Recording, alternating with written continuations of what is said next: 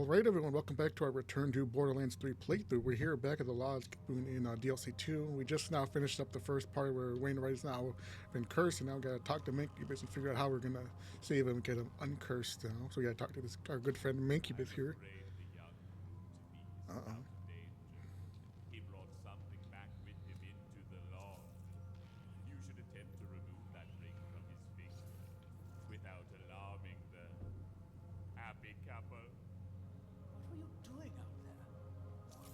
I'll keep your chaps on, Alistair. We just ran into some road-wearing punks with bad manners. Vault Hunter and I had to be a sensible horror to them. Nothing more to worry about. My friend, I wish to examine that ring. Oh, sure, of course. The vessel has been chosen. It's only a matter of time. Really, what are you saying? What? I don't know. But I do feel a bit, sideways. It is as I feared. Another moment of your time, if you would, at the counter. That ring, his finger, has powers beyond mortal comprehension. The plot is slowing painfully, but the outcome is inevitable. You must find a way to remove it, or I'm afraid he will miss the ceremony entirely. There is a man known as First Briggs who is proficient at uncovering secrets. A detective of sorts. He can help you learn more about the ring and its origin.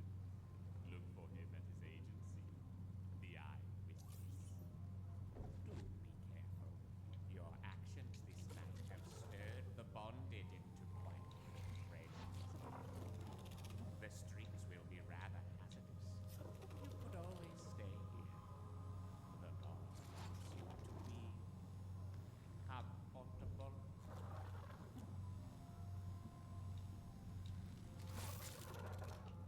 Alright, now we gotta go meet Bert Briggs after that little rambling. So now we're gonna go to the main city, but obviously the main city is not gonna be infected with all of the bonded or the cultist guys now. But I think there's still some stuff we can do. I think we can go fight one of the little mini side bosses, I've missed you, girl. and he usually drops a lot of goodies too. Whatever respite the lodge provides you is Oh, only she's blabbing to us now. And while my beloved recovers, I will have to content myself with you. Yeah, so yeah. let's play, worm. Now we gotta go this way. Update. I roughed up a local priest and he told me the pearl of ineffable knowledge was last seen in a haunted shipwreck within the cavern of unmentionable sorrow. Wish me luck. So now I gotta kill all of these guys.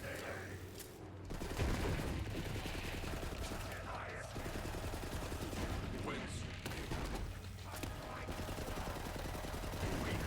All of you are weak!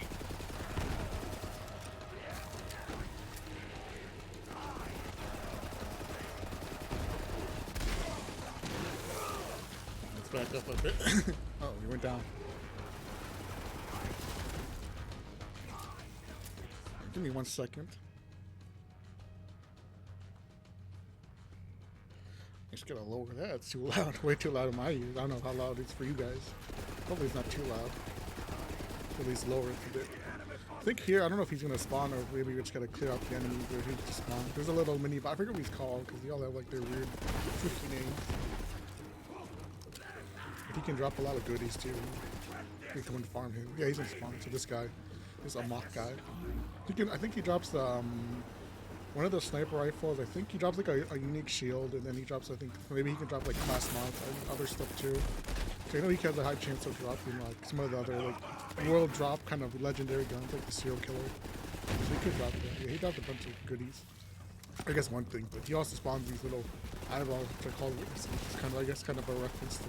Well, I guess this was like kind of being paving the way for Borderlands, for the witnesses being those little robot minion guys, that drones that fly around and kind of act as like another variation of what's it called, surveyors.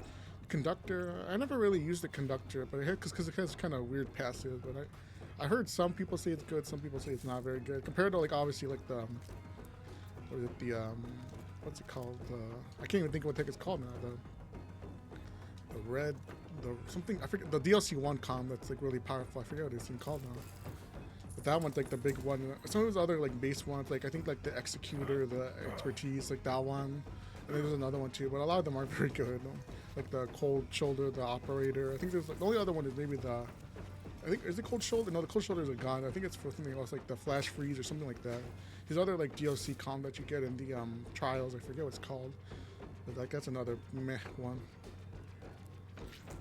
But as of recording this, another popular game has come out. I don't know if you guys have played it or seen it. High Guard has come out. I did play it because it's free, obviously, and it's on console. And I mean, it's something. I mean, it's not like horrible, but it's like this game kind of feels like a weird fever dream of a game.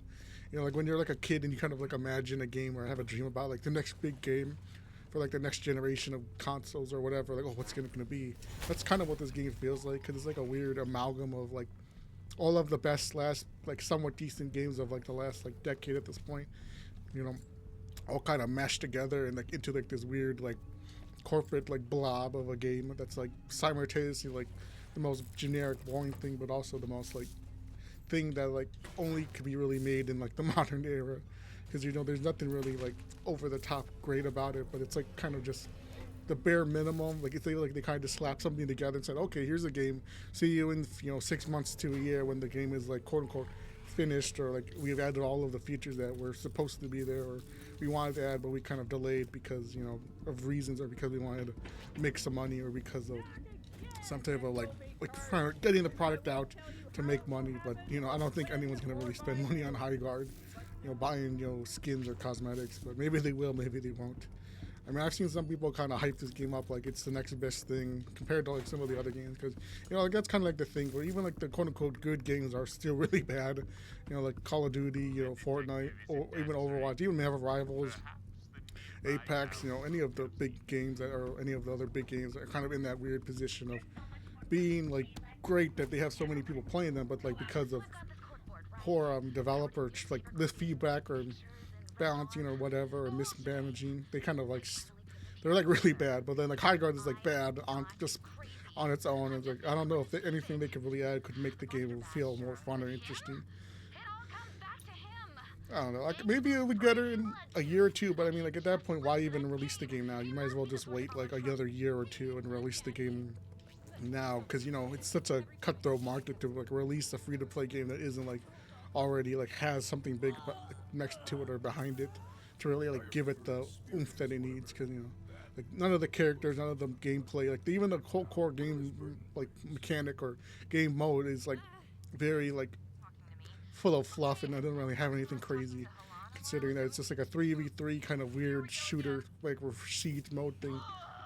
I don't know. Like I played it. I mean, the first couple games were all right, but it was like after a while, it's like okay, now I rather play anything else. I rather play this Borderlands 3, and then people hate Borderlands 3 because whatever reason, or they hate Call of Duty. Like I rather go play Black Ops 7, and I haven't played that game since last year, since like the first big like week of the game being out and trying out, or like when they first did the first season. I'd rather go play that with the even more AI and more like predatory stuff in it, and play like this like quote unquote like independent like team of like gaming veterans making their like passion project. I don't know. That's just how it is, I guess. Maybe some people do like it. Who knows? Maybe as of recording this, the game will get better. I seen they apparently put out like a little update or some type of like new mode or something, but maybe I'm not gonna really jump into it and check it out because I highly doubt a lot of the other big content creators have already kind of went back to playing their new game, or playing some of the games they're used to playing now. I guess in this case it would be Marvel Rivals and like was Arc Raiders, which I haven't really messed with Arc Raiders because that's not really kind of my kind of game. Those kind of more like extraction shooters. That's like I don't know, like more strategic, realistic games. Like kind of like was Escape from Tarkov. Those games are a little too like. Too slow, and like they're not for me basically. They're a little too realistic. I'm more in my fantasy over top of like super soldier shooter where I'm running around shooting people with with a bunch of like kind of like the joke of like how in Call of Duty you're playing as like this generic like soldier guy, but you got like 40 pounds of like 50 pounds of equipment carrying like a giant sniper rifle shooting people from across the map. Not even like taking precautions and not having to worry about like recoil like resource management, like you're just like running around, like that's kind of what I'm more into. But I guess some people, like I said, some people do like those types of games, or like the more like realistic guess shooters, kind of I guess you could say like was it Siege is kind of like that, but I never really liked Siege either. It was a little too like I guess toxic or a little too sweaty for me, or to even like really want to even watch it. Like the only time you really watch is when you watch like some of those other like YouTubers who kind of just do like funny moments where the reason you're not watching it really for the Siege, you're watching it more for people saying a bunch of jokes and like messing around and being like goofy and silly. Like that's why you watch it. Same with like Siege or like Rainbow Six Siege. Like I played Siege a little bit, but then I was like, this isn't for me. If anything, you watch it more for like watching some of your favorite like those YouTubers kind of play Siege, or kind of started out playing like Siege, and like PUBG was another one too, and then like Fortnite and Call of Duty were like obviously the big. Well, I did like Fortnite and Call of Duty because they were more kind of in my like boat of like just broad enjoyment, where I would play these by myself without like needing like to watch just like play them or watch someone play them, or maybe like kind of introduce me to it. I don't know, but like with High Guard, like you know, you look at the game, you look at like the industry and like how it was for the last like 10 years, like how like we've already been a decade into like the free to play like hero shooter game. You think they would have like figured out like, hey, we really need to, you know, push the boundaries, or really give like a really set the bar higher, because the bar is already set so high for a lot of games, you know. And even now, like a game like what was it Marvel Rivals, which obviously came out I think in 2024, and now through 2025 is over, and it's already been a year. You know, that game has been dominating, and you know, you think a game like that made by like a Chinese developer, you think that game could have easily flopped or been like very predatory or free or like microtransaction really heavy. It kind of felt like, you know, like no one wants to play this game, but now everyone loves Marvel Rivals, and it's not just because of the characters or because it has, you know, Spider-Man or Iron Man or now Deadpool or Wolverine or any of these other popular characters. You know, it has that kind of aesthetic and charm where everyone kind of likes the game, and that's kind of like, I guess, a litmus test of video games, is like how good people like the characters. You know, because, you know, I guess the best example is, are my attractive women on the internet going to cosplay, or do they find their characters cute or attractive in their own way? Not just especially the female characters, but even the male characters in some aspect. So I think Marvel Rivals kind of does that, where they kind of can make these like attractive characters for both men and women, but women feel like even the most attractive female character isn't like too goonery, I guess, where they would want to like dress up at them and they see them as like cute and aesthetically pleasing. It's kind of like, it's like, I guess it's a litmus test of if your characters can like exist in that kind of realm of being beloved by both and existing as both like attractive and like sexy and like being like a gooner skin, but also being like aesthetically pleasing, to where even like a casual like female player could look at this game and be like, wow, you know, this mantis skin or this invisible woman or this even like you know, Psylocke skin is both like attractive, but it's also like fun and cute in their own weird way, and it has that kind of, you know, aesthetic that can kind of blur that, it kind of like walk that fine line. And, you know, like most games sadly don't really have that. I guess Concord was another example of this, and I guess, you know, like there is that kind of one like attractive character that was a Scarlet character, maybe I forget what the other one's called, like the Hera, the weird like witch like sacrifice character that she is, and then like the other like tough muscle one who's like the mass druid with demon, like I guess forest lady. And then the other characters no one cares about. The male characters no one really, they're just kind of there for being there. I don't know. Maybe the game will be, I guess the game isn't bad, but it's not like, oh my god, you need to play this game right now. Okay, we're here at the, what's it called? They're almost at the cemetery, so we need to come and kill this guy over here. One of the first side mini bosses, the Critchy or Cratch, I forget what he's called. This like top-headed gentleman guy. So anyway, I think Camelot's gonna give like a little like audio cue, basically telling us to do a little hunt.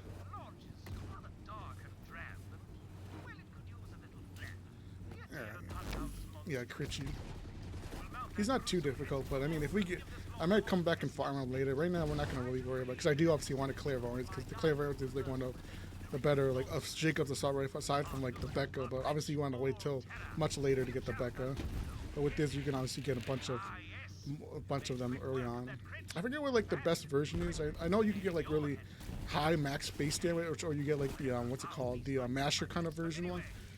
That's more like kind of like a shotgun, like shotgun-esque, as opposed to like the more like higher, I guess, base damage with like only, but it's only like one projectile. I forget how it like works. I know like there's like different versions of the, even something like the of the clairvoyance. Because, you know, like with like the, what you call it, like with the Becca has like a fixed part where you want like a certain damage, you want like certain fire rate. You don't need max fire rate, but you obviously want max damage. And I think max fire and max damage kind of go to hands. They go together. So like if you get one, you're gonna get both. I think because of the way the part system works. I'm not sure. I kind of forget. Like I said, it's been so long, trying to memorize like the exact like parts and like damage number, especially for max damage of each of the guns, because the guns, everything kind of, as the game kind of changed and they update stats and stuff, you kind of realize, okay, now that they've upped this gun by so much percentage, now this is the new max version, or here's a better version of it. I guess we haven't really looked at our skills or what we showed off, but I did still using this hyper focus that we got from the first part. We have this no pew pew explosion. I did get this conference call, but I got this from the gun. So I guess maybe we'll use that because it's maybe a little bit better. I also got this Breath of the Dying too, and we have this. Well, we also have our cure. Anything else? Picked up that. So I guess we put that in the bank for later. I did throw on a new what's it called? Snowdrift here. It doesn't have any great stats. I mean, corrosive weapon accuracy and ignite chance is kind of, like those are kind of redundant. Like they don't really add up to anything crazy. But I mean, it's better to have the snowdrift because I do like the snowdrift and being able to slide around. And I guess our legendary wasn't really doing much for us.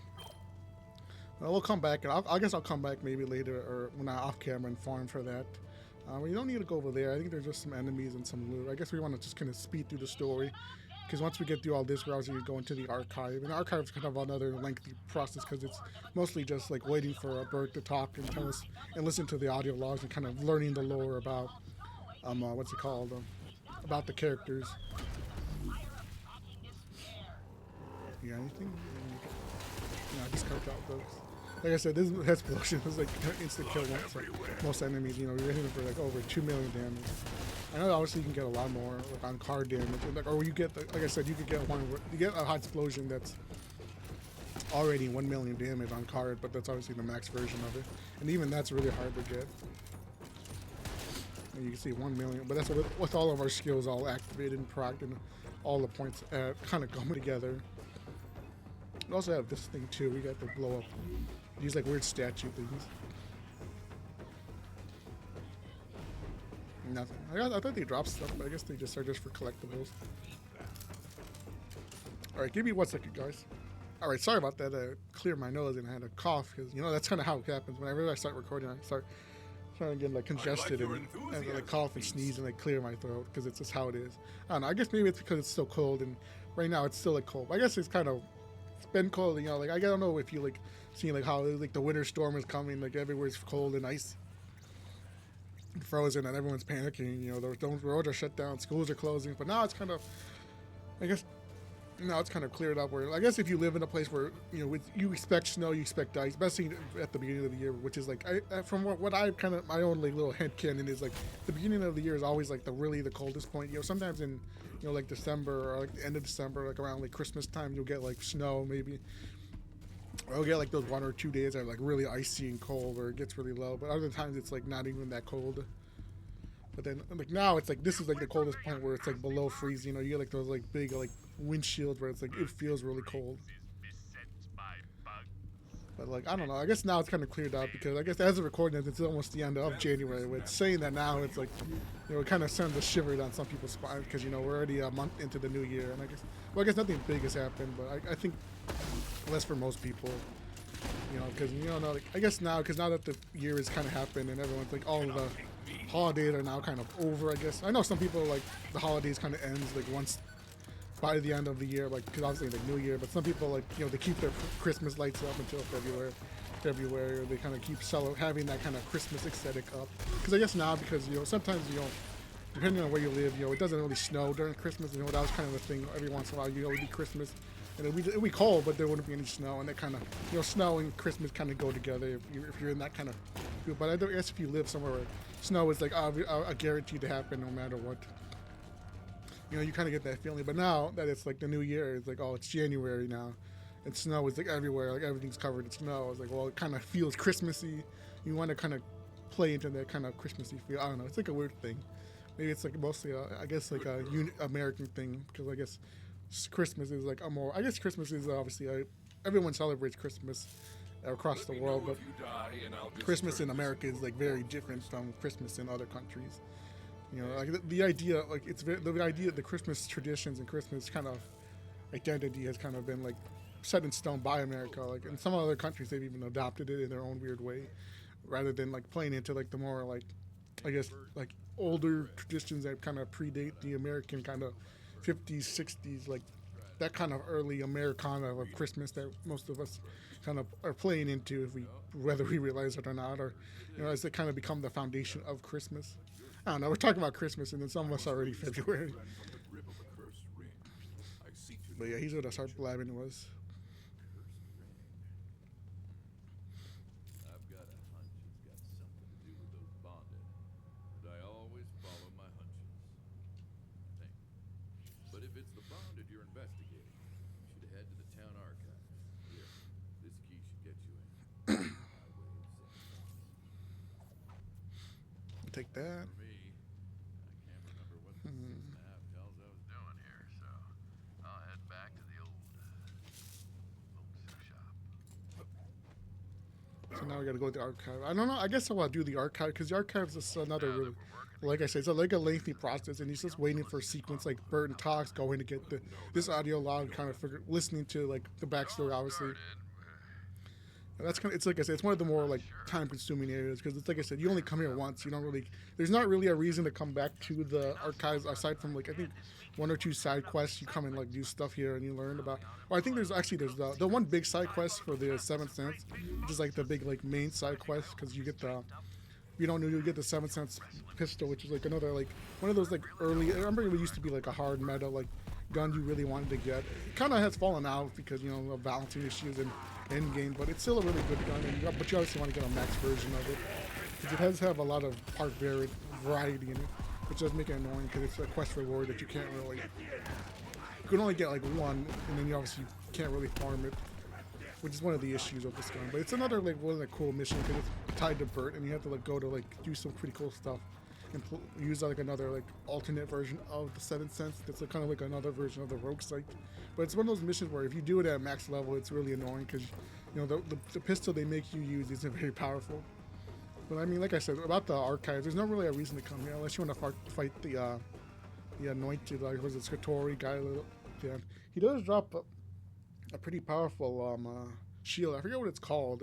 It's basically like a black hole and like Nova shield, kind of like another version of that kind of. But I think it's like cryo or not elemental, something like that. Where it's like another decent like one of those types of shield that you can kind of get and use. We gotta talk to this lady. I require entry into the archives. It is of dire Yeah, these two. We're gonna learn more about them. Won't you keep your voice down? This is a place of quiet learning and solemn contemplation. We got this portrait of some random guy. Harriet, let them in, won't you? I helped you find that missing locket, didn't I? No, fine. But don't you cause a ruckus, you hear me? And this makes us even, Bert. When did you eat that? Oh yeah, there's also the book club. This is the question I was talking about. You gotta come to the book club and do some stuff here.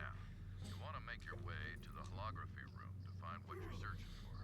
The holoprojector will have some info on the I town. think through this door is also where you do the mission for the 7th Sense. I see. Or 6, is it 6 Sense or 7 Sense? I think it's 7 Sense. Because 6 Sense is obviously the movie, which I guess is kind of what it may be a reference to. I haven't had a plaything like you in quite some time. But yeah, we're gonna have to wait a lot of like scripted mobbing and kind of just passing the time waiting to interact with objects. But once we get through, but like I said, this is like one of the more lengthier times of the game. Other times you kind of more just progress through. I guess the only other time is when we're in the big ship having to like get the piece of the heart, but that's not until much later. Because after that, I think after this we go to the we gotta go talk to what's it called, Ista or Ista. I forgot how you say his name. The other like hunter guy, and then we had to go to the obviously to the was it Cankerwoods, that other like area I talked about with like the weird forest. It has its own little sequence there with Hammerlock. And then obviously, I think in that you fight the Wendigo because you need the Wendigo's organs to get through the big special door to get to the area. Well, your move, I suppose. And now we can go and interact with this. Anything else? No. Eleanor Olmsted. My beloved and I have arrived on the rim world of Xylorgos. Yeah, they're basically telling us about Xylorgos. It's a pretty interesting little backstory. I mean, in terms of like like a new characters, or like, I guess like characters you don't really like interact with, I guess, because like that's something too. And I guess in Borderlands is that there's a lot of like side characters that you interact with, but they're not like part of the main story. They kind of just exist as like spec. I guess the only one would be like Eleanor, obviously, because he's obviously like in the game and we see her, we interact with her. But kind of seeing their like little interesting backstory of how like they kind of came to this planet that was already kind of like already weird and different. I guess them finding Githy and kind of like open up this like I guess curse and like infected everybody. Vincent and Eleanor Olmsted. And then they kind of use like the Vincent being like I guess corrupted and using like tourists to come and like keep Vincent alive and like maintain feeding the beast, I guess is how you would refer to it. And then obviously it leads to them becoming corrupted. I guess Vincent dies and now he has to like have like a weird parasitic host that he uses, which is what we obviously see with Wainwright and the other guy that we killed that was obviously being the host of Vincent. No, that's not right. I'm Burton. Burton Briggs. Yeah, you're Burton Briggs. Burton's another cool character. Obviously, if you go do that side mission, you kind of learn about his past and who he is and his role in the game. It's a pretty little fun little story. I don't think we'll do it on the video. Maybe at the end if we have some time, but maybe I'll do it on my side because I don't know if I really need this. I guess I want to get the well, I guess with this character, I want to at least do everything, do all the side quests. Maybe off camera I'll do it because this is kind of going to be the main character where everything gets done and like you have all the unlocks and get all the main stuff. Because once you unlock it on this character, you pretty much have most of it on the other characters. Aside from like some of the cosmetics or special like unique skins or heads for the characters, but you can obviously get those with just one character. You don't need to jump in with all the other characters. But obviously I do want to jump in and maybe play with some of the other characters, like with Moze or maybe Amara, or do like kind of like I don't know, Allegiance run. I don't know. I guess we'll just have to wait and see because like trying to like figure out like how. I guess the idea is obviously go and get all of the different legendaries and trying like in uniques because with Borderlands 4 obviously there isn't that many uniques. Obviously there's no uniques, so it's a little bit. You only have like legendaries and maybe some like of the grenades and shields to go off of. But even then it's like But I don't know. Like I guess like as of recording this, like Borderlands has still like they did put out their Borderlands 4 put out their like another big like update, which was obviously photo mode, which wasn't in the game in the beginning, which people complained about, but now it's in the game.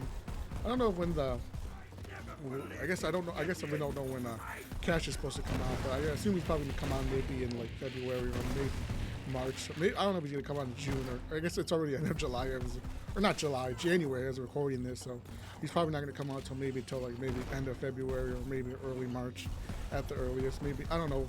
I assume he's gonna come out first before any of like the other bounty packs or any of the other DLC because obviously they want people to kind of test him out and level him up and have him in the game and kind of like be able to balance him on for later on because that's kind of one thing too. It's like a lot of like I kind of talked about with in the beginning with Gage and Krieg is that Gage and Krieg because they came out at like I think Gage came out like at the very beginning of the game before any of the DLC. She was kind of not. I guess she was obviously kind of not balanced properly, and even in Borderlands, I guess like a lot of the DLC wasn't balanced properly, and some of them kind of weren't very good. Like I guess Krieg was good, but Krieg had like a lot of like I said, his playstyle played into that more risk reward. Like the idea of him being a psycho and like hurting himself and being on fire kind of. I guess it was a cool mechanic, but it also kind of hurt Krieg because it made certain playstyles really annoying. Like his Hellborn tree, it was a really cool gimmick, but it just felt really underpowered, and you obviously needed to combo it with a lot of other stuff and really play around it. And then obviously at endgame, because the scaling was so hard and kind of imbalanced, it meant that you couldn't really do much with it. You had to go down his green tree or get blood explosion, and maybe or not his green tree and it was his. Green tree, because his main tree is blue tree. I guess blue tree is the main tree. His melee tree, which the melee tree is pretty decent, but like I said, you have like Silence the Lamb, which was another really annoying skill, which a lot of people don't really like because of the chance of hurting yourself at the head. But yeah, that was like one of the issues with it. Hopefully Cash is, like I said, hopefully he's a little bit more like balanced properly, and they obviously take time to like make him fun, but he's not like too OP where he's like the hard and bad character, because I think, like I said, like I don't know all the characters. I think the weakest character is Amon. Amon's like he's not weak, but he's really difficult to play because his melee play style and he's very gear specific. If you want to really make him work, you need to have all your points. You need to have this class model, this shield, this weapon type. You really have to play around that core aspect. You know, some of the other characters can get away with like not having just like a skill tree or maybe like one or two like good guns, and then you're fine. Like I think like pardon me, Harlow's kind of like the best example. Like Harlow's kind of like she doesn't really she's more of like a skill tree than and like I think she's like her max good skill tree, all her points, and like I think one of her like good class mods or meta class mods, and you can pretty much use whatever you want on her. She's one of those characters where every weapon's good on her, especially if you know the right combination. Especially if you do like what's it, green tree group study with like that, you can pretty much like use any gun, like especially a lot of like the high fire rate, like high magazine guns, and you can pretty much like have like infinite ammo and like guarantee crits and like be able to like kill most enemies. It's not the best for bossing, but if you have the right gun, you can pretty much kill anything. I think like same with Rafa. Rafa's kind of more of like skill tree dependent. Obviously he has like his like infinite ammo stuff if you have the right skills. Like his, I'm not sure. I haven't really played a lot of Rafa actually. His melee is like kind of. I haven't really messed with it. The only one I've really used is like his cannons and a little bit of his lance. But like even those are like even with like, those you can still kind of do a lot, and he is not like really like I guess locked behind certain weapon types. Same with like I guess Harlow's kind of, not Harlow. Vex is kind of another iffy one because she's more minion focused, and her trouble is still kind of really underpowered, and the specters and the ghosts are like they're good, but they just die a lot, and you have to kind of like play around them. Like, do you want to use them more as like them dealing the damage or you dealing the damage? And also not Harlow. Vex has a lot of like she has kind of like a lot of like I guess not really needed skills, I guess you would call them. Like skills where you don't really even really want to put points in them, and she doesn't have as much I guess build variety as some of the other characters do. But like there's a lot of skills where you're like I don't even need to really use it. A lot of her like elemental stuff, some of her class mods aren't very good. I guess I never really used them. Like I know like the Teen Witch was it the one that has like the bloodshot skill. I think there's like another one too. I forget. I can't even think of what it's called off the top of my head. There's another one like the Avatar, which no one ever really uses.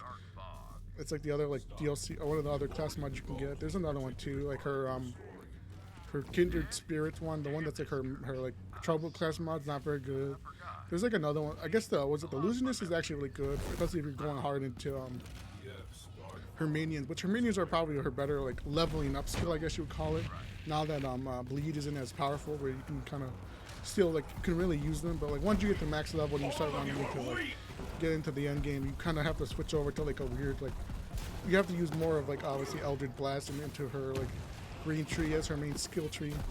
But you obviously can combo a lot of her like her green. That's the problem because a lot of them are like minion plus that. But if you're not really using minions, you're kind of missing out on like, the gun damage. Even though the gun damage or the spats are pretty decent, it's like only for minions. But you're obviously going to be using Eldritch Blast because Eldritch Blast is kind of what you have to use because you're going to go down there. Oh, that's like one of the issues too. I don't know. I guess I wanted to like talk more about like all of the characters, but maybe I will still, because obviously hasn't been any like big meta changes to the characters. Obviously they buffed some of the skill trees or some of the abilities and stuff like that. Some of Amon's like green tree axes, his thrones. Some of Harlow's stasis, her blue tree, which is another one of her weaker skill trees. Buffing Trouble, and I think some of her Trouble, all buffing Truffle and Ghost. I think they buffed some other stuff with Rafa too, but I'm not sure what it is. Because like I said, Rafa's he's not the character I put a lot of time in and kind of really paid attention to all of his hard meta, which is just kind of how it is. So who knows? Maybe I'll still do a video to talk about it, but we'll wait and see. I guess I'll wait and see what I want to do. Because like I said, I guess we'll wait and see. I'm not sure what we would do or what kind of like major update. Obviously, I don't know if they're gonna obviously buff a lot of characters, maybe add something to really change up some of the characters. I know like as of recording this, they put out like a patch that was like with photo mode that was obviously gonna maybe kind of change up how stasis work and how it works. Because stasis is kind of like I said, it's her weaker skill tree. It's not a bad skill tree, but I guess it's more of the active skill versus the skill tree, because the skill tree has a lot of good stuff. Like I said, it's something you want to kind of combo with blue tree or with red tree if you're depending on what you're going down. But one of Charlotte's issues is she's kind of one of those characters where you kind of want to put all your points into one skill tree. Especially if you're going green tree group study, like that kind of play style, you're pretty much just gonna put all your points into green tree. You're not really gonna, maybe you'll take one of the couple top skills for Harlow, but even then you're better off having those kind of deeper down the skill tree skills that kind of do more for you rather than like a small little like couple points into here to get like a little extra bonus like reload speed or health regen or some of the other like those top skills that kind of aren't really game changing or really game like impactful. And that's something like that's like one of the issues too, because if early on, obviously, like in your first playthrough, you're gonna want to use stasis, because stasis by itself is fine early on, you know, for most of the basic enemies. But then like red tree, like the accelerator is really good, but it's like I said, takes too long to really use. You can only really use it once for like big bosses, and then you kind of have to wait. Like Flux is good. Flux is actually really good. It's like honestly, it's actually really powerful. Even if you just don't have group study or anything, you just throw it down. You know, it could really kill a lot of enemies. So you kind of have to pick and choose like, what you really want, how you want to have your playstyle, I guess. Because you know, like Harlow is kind of one of those characters where you can have different playstyles, but like they're not like overly complicated. Where you really have to pick and choose when you use them. All right, give me 1 second, guys. All right, sorry about that, guys. I had to clear my throat again, man. These allergies and the cold is just making it so hard to talk. And you know, sometimes I start coughing, or I have to like blow my nose and clear my throat, because then I start having a hard time to talk. But yeah, like, I don't know. I guess we have to wait and see what they want to do with Borderlands 4, because I know a lot of people are kind of like, oh, Borderlands 4 is kind of, which it kind of is, you know, like I said, because, you know, with Borderlands 3, we had a lot more content out, but Borderlands 3 was obviously very divisive because no one really liked the campaign, they didn't like the story, and that kind of hurt the game more, where a lot of people weren't going to go beat the game, play it through, level up, and go and get, like, max out your gear and get all the perfect gear, and then jump into DLC 1 or 2, or DLC 1, I think, and then DLC 1 came out first, and then it was, or no, I don't know if did a Guardian, or not Guardian, did Malon Take Around come out in, I think it came out in January or end of December. I forget exactly the dates, because I know obviously they had the Halloween event, I think they had DLC 1, and then DLC 1 came out after. I think it was the Takedown, because the Takedown was when they kind of changed up DLC, Mayhem 3, I think it was. I don't know, but basically there was more content. Because right now, like, the only big content we got was, like, obviously, the Mercenary Day, was it Rush Day, Mercenary Day, the little free DLC they gave, and then obviously Bloom Reaper, which is, like, the big DLC, like, raid boss enemy, which he's pretty, like I said, he's pretty decent, but, you know, like I said, people are kind of, you know, the problem with content is, like, people want content, but when they get content, it's not enough content, and then people complain, it's like, well, now we need more content, and like, okay, well, I gave you content, but now we need more content. You know, it's kind of like that weird like dilemma of like trying to constantly put out content, but then if you don't put out the right kind of content or enough content, you know, then the people complain like, oh, well, it's not enough content or it's lazy content. You know, we need more content to complement the content. Like, no, that's kind of like the issue. I don't know, but like I said, I guess maybe we'll wait and see what the big changes for that. But you know, I'm not sure. I think I'm dropping anything. I thought he was dropping something. Like, oh, it fell through the floor there.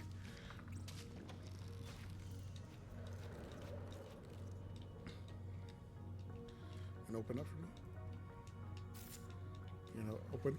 Okay. I guess we'll keep using our head explosion, because you know, I think, like I said, the head explosion it's just too good. Like I think it's one of the better guns in the game, especially for like assault rifle or I guess sniper rifle, because you know, I guess like the Skullmaster is a little bit better, but I think like some of the other ones are very good. Like I think it's like the Cocky Bastard and the Unseen Threat. They're actually not bad, but they're not like hard meta. And I wasn't, like I said, I wasn't a fan of the monocle. I know people really like the monocle. That sounds like Amara and like, I think maybe Zane too, because it's one of those other like, if you combined it with the right, like with her phase grasp, you can like really kill a lot of enemies, and you can like take advantage of the big, like the sight that's like really little over too zoomed in for me, kind of like the old Frementing Edge of Borderlands 2 and the pre-sequel. But like the explosion kind of sits in that kind of sweet spot of not being too like gimmicky, but also like having good damage to where it feels satisfying. You get those one shots when you combine all your shots and you land crits. You know, there's something about it that's kind of really fun. Considering it's one of those guns, like I said, it's a gun. If you didn't know about it and you didn't do that one side mission, you probably wouldn't even know what's in the game, because the game doesn't just like hand it to you like a lot of the other like legendary sniper rifles, like the monocle or like the wood block or like the Malix Bane, like those kinds of like sniper rifles, which are not very good. And, you know, they definitely leave a bad taste in people's mouth if you're like someone who wants like a really good sniper rifle. I mean, I guess in Borderlands 2, like the only other equivalent would be like, was it the Ballista, or Borderlands 4 with the Ballista and the I never really used it. It's like the truck, which I didn't know was in the game for the longest time, because I think it's one of those other like random obscure like legendaries you don't really farm because it's from a difficult boss. The Bio Thresher in the one mission over in the Dominion in that one like crash pile area that you have to do. Like it's not very good. There's also I think there's another one like the Boomsling or the Boomsling. The Boomsling's another really good one. It's basically like it's another kind of alternate version of like the head explosion. So they have like the license part where it has like the Jacobs Jacobs like not Jacobs the Torg stickies, and you also combine it with the ricochets and like that too, and the splash damage. It's pretty good. I don't think it's like the best sniper rifle in the game, but it definitely like if you want like a good Jacobs explosive weapons, I think it's like a really good on like Vex if you're doing like the bloodshot like green tree with like sniper rifles and using that. I forget what the class mod's called, like the one that gives you those bloodshot tears like shots effect, and also puts points into that one skill at the bottom for green tree. I forget what it's called, but you know if you use that then it's pretty better. I think we should be almost at the end. Yeah, we're here in this other little area too. So we're almost at the end.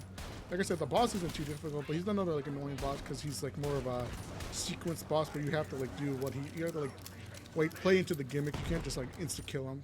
He can be really tanky, and that's like tanky too. I think we should be able to manage. I mean, I don't think we're gonna struggle.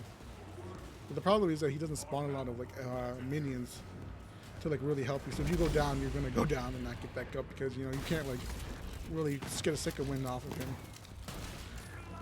I mean, I guess because like that's like the other issue. Like two of the main bosses in the game are basically just like harder versions of these like basic enemies. Like the only like really unique boss is obviously like the hard. I think like what's it called?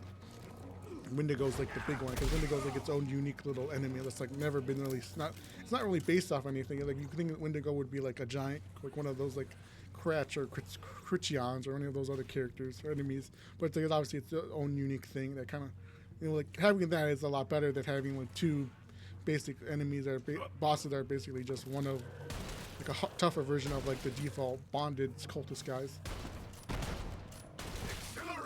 Like it would have been cool to have a boss that's like one of these big giant guys, like an even bigger one that's like that really like moves around and like have like a really powerful attack or something like that. You know, you never like I guess like that's one of the issues too. Like, some of the bosses in like a lot of the Borderlands games have kind of like aren't as like interesting or as cool, especially for like all those main story bosses.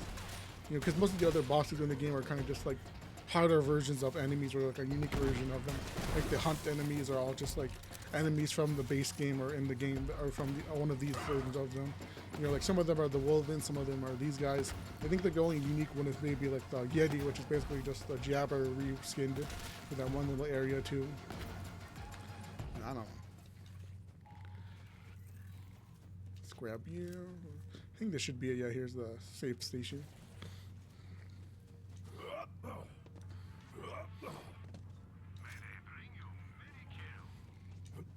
I think he has a cutscene, or yeah, he does have a cutscene.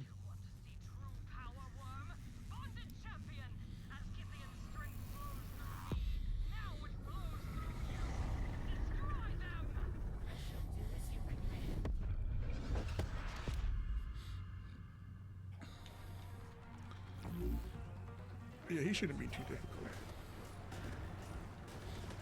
We get those big hits in. No, so now he's gonna go into his immune phase. So I think he goes over to the other platform. I know he's gonna stand in here and he spawns these crystals.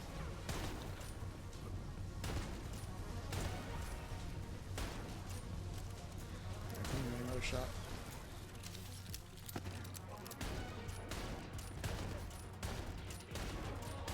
I think he's still gonna do his other like unique immune phase, or he's gonna stay here in the middle. I forget.